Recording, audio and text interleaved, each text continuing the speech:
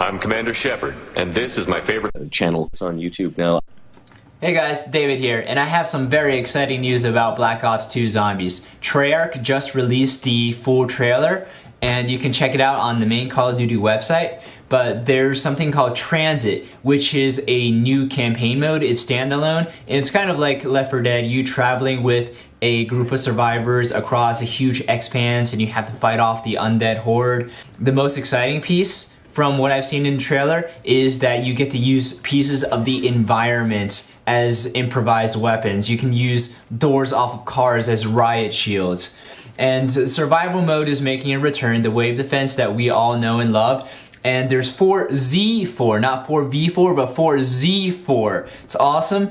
It's a versus mode where you can't kill the other team, but you have to manipulate the environment and the zombies to go after the other team. And it's really almost a standalone game. Treyarch, I applaud you. Treyarch is definitely looked more favorably upon by the Call of Duty community compared to Infinity Ward. And COD Zombies has their own culture. The trailer has more views in the same amount of time that the multiplayer trailer was released. There's more likes on it.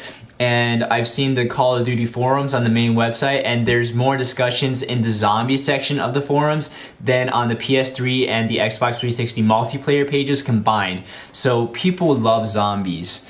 And that's what I wanted to talk about today. Zombie media in general. What draws us to want to see more zombie fiction?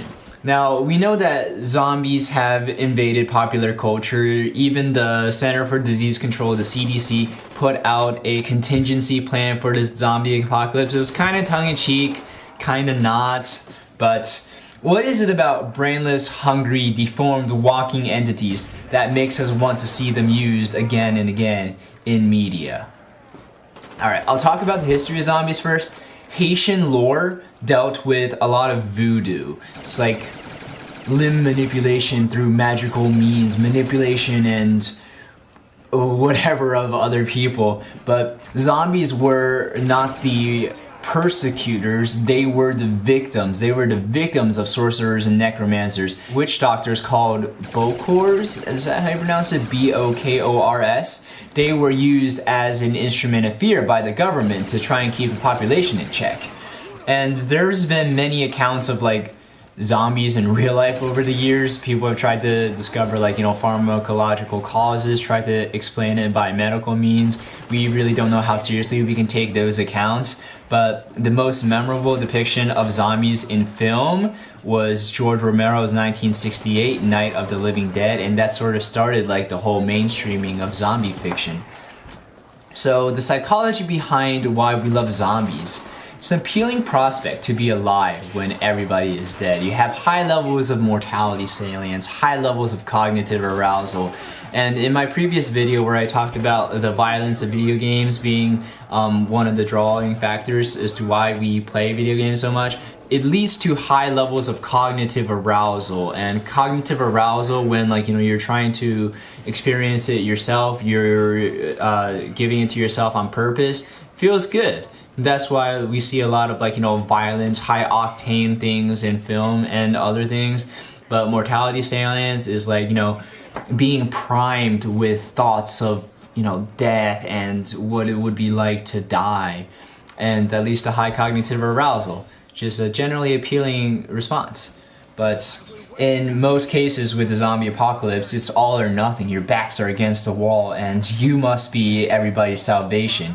And you can have high levels of control and agency when everybody else has lost theirs. And as I've mentioned in the previous video, agency is an appealing prospect. Everybody has an agency drive to have more control to the other people, to be able to bend others to your will and be able to impose your will upon others. So it's always striving for agency, and what bigger setting could you have this much agency in compared to a zombie apocalypse? I mean, everybody else is dead and it's a complete societal breakdown. You can engage in guilt-free violence, and it's validating murder against human-like forms.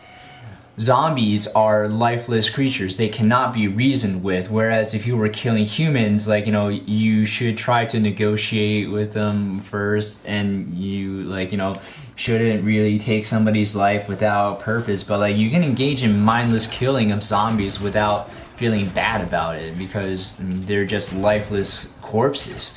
So you have no worry when you kill a zombie. And it's somewhat primordial, and you'll notice that it's rare that zombie movies and games show a cure for the zombie apocalypse. And the thing is, if there was a cure, you would likely feel remorse for what you have done to the zombie victims, and you would ascribe less sentience to the cure victims. But it's especially pleasing to adolescents to be, you know, even in a fictional zombie apocalypse, because you have yet to determine your social bounds, and you're still testing the limits of what you can accomplish. And this sandbox world gives you all of the agency that you've ever wanted to have. There's anthropomorphism.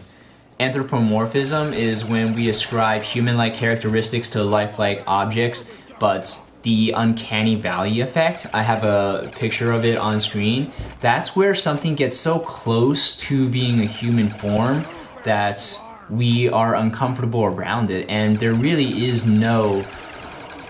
really nothing that is more uncomfortable to be around in terms of the uncanny valley than a zombie. And we hate zombies and we want to murder them, and it's so validating and satisfying to do so. That's why we love zombie films and zombie apocalypses so much. And yes, shooting stuff and mindless murder is cognitively arousing and fun in general.